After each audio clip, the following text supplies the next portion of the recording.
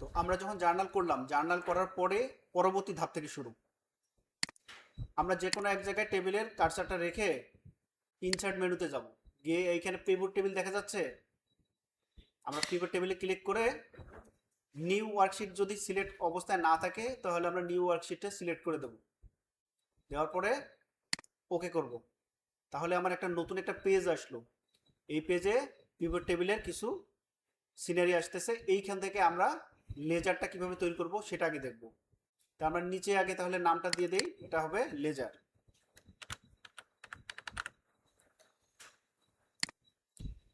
লেজারে আমরা যখন জার্নালগুলো করছি, জার্নাল করার সময় কি ডেট দিছিলাম না? তারপর পার্টিকুলার্স নামে একটা কলাম দিছি, ledger folio, debit, credit, narration এগুলো দিয়ে রাখছিলাম না? হ্যাঁ, সেগুলোই আমার এখানে দেখাচ্ছে। তো এখান থেকে আমরা যে সিকোয়েন্সটা রাখবো, প্রথমে হইতেছে যে আমরা ডেট দেব, ডেটটাকে চুজ করব, তারপরে পার্টিকুলার্সটাকে চুজ করব, তারপরে ন্যারেশন, তারপরে ডেবিট আর ক্রেডিট। তো এটা এখন একটা যেই চেহারায় আছে এই চেহারাটাকে আমরা একটু অন্যভাবে নিয়ে আসবো যাতে কাজটা আরো সহজ হয়। এখানে দেখেন আপনার ডিজাইন একটা বার আছে না? তো ওই ডিজাইন মেনুতে গিয়ে আগে কি করব, সাব টোটাল থেকে do not show sub total এটা ক্লিক করব। তাহলে আমার সাব টোটাল গুলো চলে যাবে।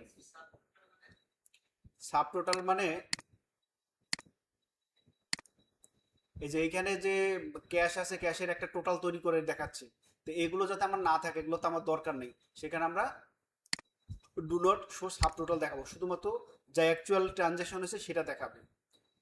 সেখান থেকে তারপরে যাব আমরা টেবুলার ফর্ম। ঠিক আছে, যদি টেবুলার ফর্ম অটোমেটিক্যালি চলে আসে তো আসলো, আর যদি না আসে আমরা সেটা টেবুলার ফর্মে করে নেব। তারপরে এখানে দেখেন প্রত্যেকটা ট্রানজ্যাকশনে কি আমার ডেটগুলো দেখাচ্ছে, কোনটাতে দেখাচ্ছে কোনটাতে দেখাচ্ছে না, অর্থাৎ যেটা একবার আসছে সেটা দ্বিতীয়বার দেখাচ্ছে না, তাই না? তাহলে আমরা আবার এই রিপোর্টে গিয়ে দেখেন রিপিট অল আইটেম লেখা আছে না, এটা সিলেক্ট করব। তাহলে আমার কি সবগুলো চলে আসছে। টেবিলের ফর্ম হলে যে আপনার প্রথমে এক ধরনের চেহারায় ছিল না, এখন এই যে টেবিলের এই ফরম্যাটে ও প্রেজেন্ট করবে লেখাটা। এখন এই জায়গায় আমরা দেখতেছি যে যতগুলো ট্রানজ্যাকশন আমরা জার্নালে করছিলাম, এই জার্নালে যা করছিলাম সবগুলো এইখানে লেজার আকারে চলে আসে। আমি যেভাবে সাজাইছি, প্রথমে ডেট দিছিলাম, তারপর পার্টিকুলার দিছিলাম, তারপর ন্যারেশন দিছিলাম, ডেবিট ক্রেডিট এভাবে আসছে। এখন আমরা যখন লেজার করছি, লেজারে কি নিয়ে আসছি? ক্যাশের একটা যোগ বিয়োগফল নিয়ে আসছি না?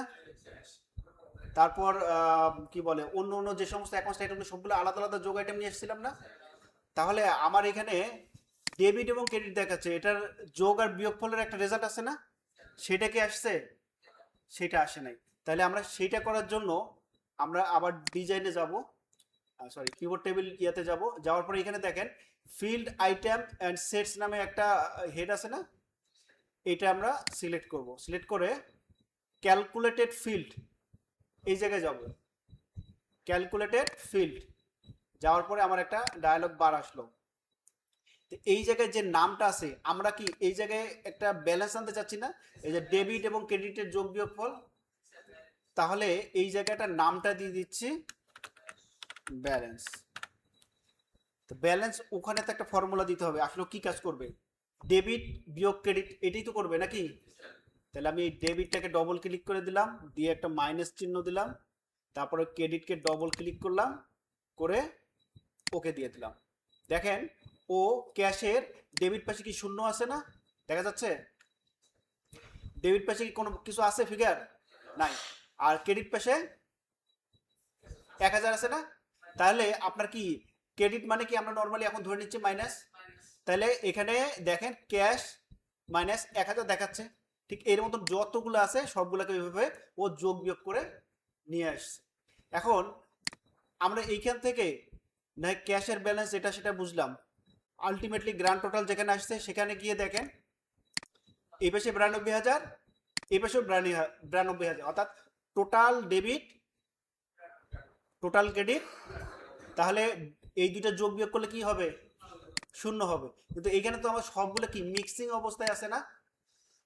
আমরা যদি জানতে চাই ক্যাশের ব্যালেন্স কত আছে সেটা দেখতে পারতেছি, বুঝতে পারতেছি, পারতেছি না।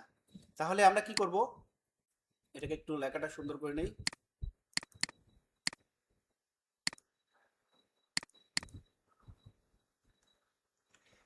আপনারা তো কি বলে ইয়ার কাজ, স্লাইসারের কাজ কি দেখছেন? আচ্ছা, আরো দেখবেন অনেক আধুনিকভাবে। আমি শর্টকাটে একটা দেখাচ্ছি। আমার এখানে কি কি দরকার, এই যে পার্টিকুলার গুলো আছে আমাকে যখন যেটা দরকার সেইটা যেন প্রেজেন্ট করে, সবগুলো আমার একভাবে দেখার দরকার নাই। তাহলে আমি এই পার্টিকুলারটাকে চুজ করলাম, চুজ করে ওকে করে দিলাম। এখন এই জায়গায় আমার স্লাইসার গুলো আসলো। কারণ এইটাকে আমরা কলাম ভাবে কয়েকটা ভাগে ভাগ করতে পারি, এখানে অনেকগুলো আছে না, নিচে তো আমাকে এইভাবে নিয়ে যেতে হচ্ছে। এটা যদি আমি একটু 4টা ভাগে ভাগ করে দেই আর একটু বড় করে দিলাম,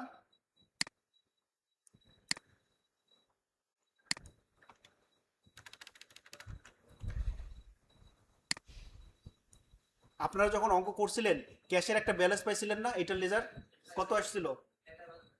11,000 আসছিল না। আমরা ক্যাশে চলে গেলাম, দেখেন আমি এখানে ক্লিক করছি, এখানে যতগুলো ক্যাশ আছে সবগুলো চলে আসছে। আর এগুলো ডেবিট এবং ক্রেডিটের যোগফল বিয়োগফল করে এই যে 11,000 টাকা আপনাকে ব্যালেন্সটা এনে দিচ্ছে। আমি কি করতেছি, কি টিপলাম সেটা পরের হিসাব, আমি কোন জায়গায় আসলাম সেটা কি ধরতে পারছেন? এখন আপনার যখন যেইটা দরকার, আপনার ব্যাংকের ব্যালেন্স জানা দরকার, ব্যাংক দেখেন আপনার ব্যাংকে 8,000 আসছিল না, আপনার স্টেশনারি 1,000 আসছিল, তারপর স্যালারি, পারচেস, টোটাল কয়টা আপনার লেজার অ্যাকাউন্ট হয়েছিল, লেজার কয়টা হয়েছিল? 1 2 3 4 5 6 7, 1 2 3 4 5 6 7 8 9 10 11, 11টা।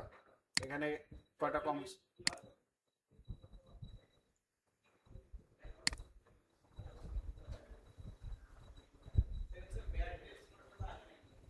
আচ্ছা দেখতেছি কেন আসে না।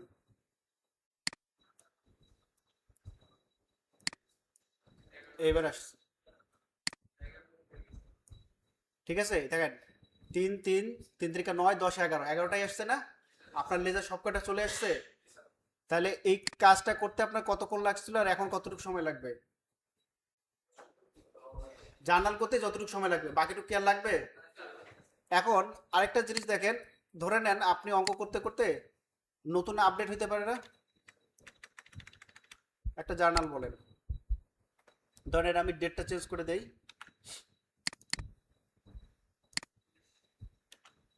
পরের মাসে চলে যাই 1 তারিখ। ধরে নেন আমরা কি করব, যে কোনো একটা খরচ তৈরি করব, সে খরচটা কি হইতে পারে? নতুন একটা হইতে পারে, বলেন কি খরচ হইতে পারে? বিজ্ঞাপন। আচ্ছা এখানে কি বিজ্ঞাপন ছিল? বিজ্ঞাপন ছিল না, তাহলে অ্যাড TISIN আর হইতেছে মানে ক্যাশে টাকা চলে গেছে, ঠিক আছে। তাহলে অ্যাডভার্টাইজিং বাবদ আমি 500 টাকা খরচ করছি আর এখানে 500 টাকা। তাহলে আমার এখানে টোটাল জার্নালের ডেবিট ক্রেডিট কত ছিল?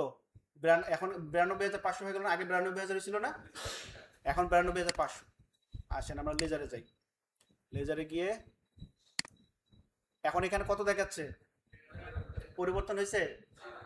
আমরা এখানে গিয়ে রাইট বাটনে ক্লিক করে এই রিফ্রেশ আছে না, এই রিফ্রেশ দিয়ে দিলাম, দেখেন 92,500 হয়ে গেছে, অ্যাডভার্টাইজিংও চলে আসছে। তাহলে কি আপনাকে এই জায়গায় আর কোনো চেঞ্জ করা লাগবে? আপনি আবার এই জায়গায় গিয়ে দেখেন,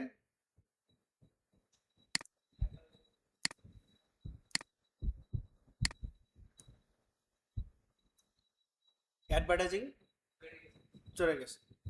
তাহলে কাজটা কি কিছুটা সহজ হয়েছে না অনেকটাই সহজ হয়েছে? হ্যাঁ, হ্যাঁ এগুলা তো শিখবেন, আপাতত আপনাদেরকে বুঝাইতেছি জিনিসটা কি, মুখস্থ করে তো অনেক কিছু হয়, আগে জিনিসটা যখন বুঝবেন, এখন পরিবর্তন যতই হোক না কেন আপনারা নিজেরাই করতে পারবেন না। তাহলে এখন এই যে এই কাজগুলো যেগুলো হচ্ছে, এই কাজগুলো সঠিকভাবে করার জন্য আপনার কোনটা সঠিকভাবে শিখতে হবে? এখন জার্নাল যদি সঠিক পারেন তাহলে মেশিনকে যেভাবে বলবেন ও আপনাকে কাজটা করে দেবে। এখন এই জায়গায় একটা লিমিটেশন আছে। দেখেন আমরা যখন লেজার করছি, ক্যাশেরটাই চিন্তা করি,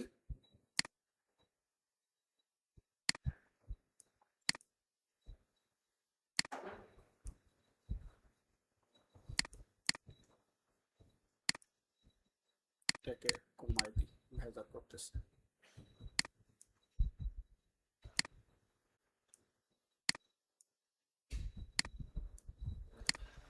আমরা ক্যাশে চলে আসছি, ঠিক আছে? ক্যাশ, হ্যাঁ, আচ্ছা।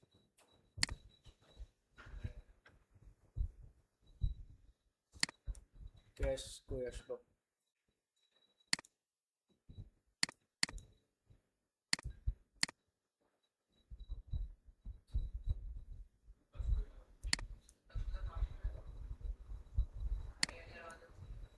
দেখি এর কোথাও একটু গন্ডগোল হয়েছে। 10,500।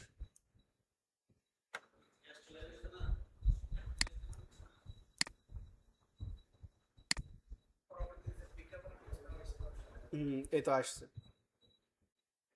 এইখানে তো সব ক্যাশ আসার কথা ছিল।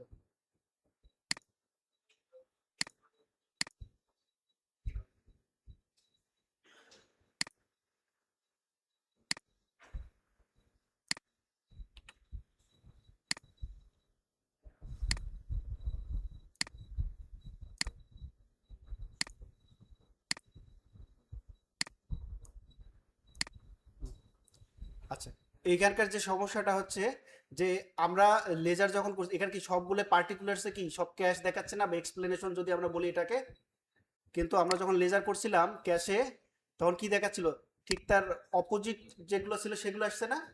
আমরা এই কাজটা করতে গেলে এইটার একটা আমরা এই ধরনের লিমিটেশন পাই যে ওই অপোজিট এন্ট্রিটা আসে না, যার কারণে আমাদের ন্যারেশনটা খুব জরুরি। কারণ আমরা যদি ক্যাশ কি পারপাসে যাচ্ছে, এখন যেমন ন্যারেশনটা যদি ঠিক মতো লিখি, being goods purchase for cash, তার মানে আমরা কি বুঝতে পারতেছি যে এই যে 1,000 টাকা ক্রেডিট হয়েছে, তার মানে আমার কাছ থেকে 1,000 টাকা ক্যাশ চলে গেছে কি পারপাসে, আমি ক্রয় করছি, পারচেস করছি সেই পারপাসে। তাহলে ন্যারেশনটা যদি ঠিক থাকে, তাহলে আমি লেজারের ব্যাখ্যাটা আমার কি, যাকে আমি বুঝাবো তাকে সহজভাবে বা আমার নিজের প্রয়োজনে আমি বুঝতে পারবো। তাহলে আমরা লেজার পর্যন্ত এটা একটু বন্ধ করে রাখি। তো আমরা যখন ট্রায়াল ব্যালেন্স করব, এখন আপনারা দেখেন, আগে বোঝেন জিনিসটা, তারপরে আমরা চর্চা করব। আবার ইনসার্টে যাব, গিয়ে পিভট টেবিল, নিউ ওয়ার্কশিট থাকলে থাকবে, আর যদি না থাকে করে দিবেন। ওকে, নতুন একটা শিট চলে আসছে।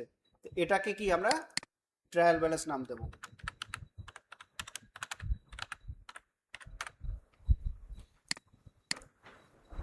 ট্রায়াল ব্যালেন্স নাম দেওয়ার পরে আমাদের কি কি দরকার ছিল ট্রায়াল ব্যালেন্সে, ওখানে আপনারা যখন ট্রায়াল ব্যালেন্স বানাইছিলেন,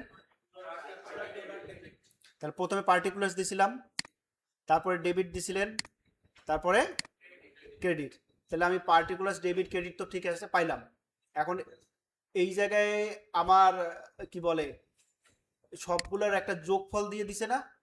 ধরে নেন এই যে ক্যাশ, ক্যাশের ডেবিট ঘরে যত টোটাল আছে আর ক্রেডিট ঘরে যত টোটাল আছে সেটা দিছে। এটার এখন কি যোগ বিয়োগ ফল আমাকে দিছে? দেয় নাই। আমি যদি লেজারের মতো করে যোগ বিয়োগ করি, তাহলে কি সবগুলোকে এক ঘরে দিয়ে দিবে না? ওই ব্যালেন্স দিয়ে যে আমরা যোগ বিয়োগ করলাম, তাহলে আমার কি একটা কলামেই ডেবিট ক্রেডিট ঢুকাই দিত না? কিন্তু আমার ট্রায়াল ব্যালেন্সের নিয়ম কি, এক পাশে ডেবিট থাকবে এক পাশে ক্রেডিট থাকবে। তাহলে এই প্রবলেমটা দূর করার জন্য আমরা ইপের একটা ফর্মুলা বসাবো। তাহলে আমার এই পাশটা হলো ডেবিট আর এই পাশটা ক্রেডিট। এটা আপনারা করছিলেন না তখন? এখন দেখেন, ইকুয়াল ইফ, এটা কোন কলাম, এই যে বি এর কোন কলাম, এই রোতে আছে, 4-এ আছে না? এই যে এইটা এই ঘরটা ফাঁকা যেটা বি এর 4-এ আছে না? তাহলে আমরা কি করব, এটা ওইভাবে দেওয়া যায় কিন্তু আমরা একটু লিখে দেব, তাহলে আপনারা বুঝতে পারবেন।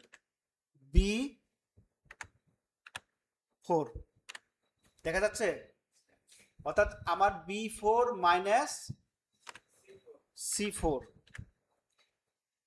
B4 minus C4। এখন অনেক সময় কি B4 মাইনাস C4, আপনারা কিন্তু করে দেখাই, B4 মাইনাস C4 যদি গ্রেটার দেন 0 হয়, অর্থাৎ বি এবং B4 আর C4 যদি বিয়োগ করি তাহলে যদি এটা 0 থেকে বড় হয় তাহলে তুমি কি করবা, B4 মাইনাস C4টাই করবা, আদারওয়াইজ তুমি এটাকে ফাঁকা রেখে দিবা। এখন দেখেন B4 আর C4 এর মধ্যে বড় কোনটা, C4 বড়, তাহলে B4 মানে C4 করলে কি পজিটিভ রেজাল্ট আসবে, নেগেটিভ, তার মানে কি 0 চেয়ে ছোট হবে না, তাহলে 0 থেকে যদি ছোট থাকে ওকে আমি কি লজিক দিছি, ফাঁকা থাকবে। ঠিক সেইভাবে ইকুয়াল ইফ, এবার এখানে ওকে দেব B4 মাইনাস C4 যদি 0 থেকে ছোট হয় তাহলে তুমি C4 মাইনাস B4 করবা, আদারওয়াইজ ফাঁকা রাখবা। দেখেন ও আমার কি কাজটা করে দিছে। এবার আমি যদি এটাকে ধরে টান দেই, আমার ডেবিট ক্রেডিট ও করে দিছে।